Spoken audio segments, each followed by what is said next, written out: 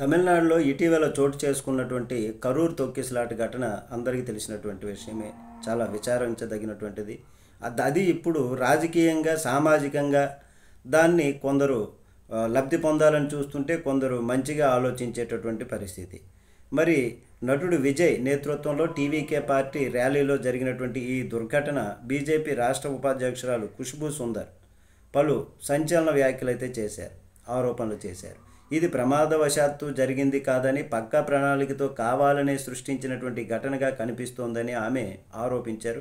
ఈ ఘటనలో డీఎంకే ప్రభుత్వ నిర్లక్ష్యం కొట్టొచ్చినట్లు కనిపిస్తుందని ఖుష్బూ విమర్శించారు. విజయ్ ర్యాలీకి ప్రభుత్వం ఉద్దేశపూర్వకంగానే సరైనటువంటి స్థలం కేటాయించలేదని, దీనివల్లే ఇంత పెద్ద విషాదం జరిగిందని ఆమె ఆరోపించారు. 41 మంది ప్రాణాలు కోల్పోయినా ముఖ్యమంత్రి స్టాలిన్ మాత్రం ఇప్పటివరకు మౌనంగా ఉండడం దారుణమని, ఆయన వెంటనే దీనిపై స్పందించాలి అని డిమాండ్ చేశారు.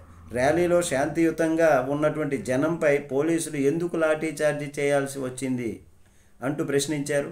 దీనికి సంబంధించిన అనేక వీడియోలు సాక్ష్యంగా ఉన్నాయంటూ గుర్తు చేశారు.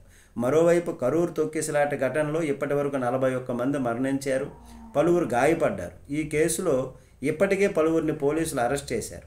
మద్రాసు హైకోర్టు ఆదేశాల మేరకు ఈ ఘటనపైన ప్రత్యేక దర్యాప్తు బృందం సిట్ విచారణను ప్రారంభించింది.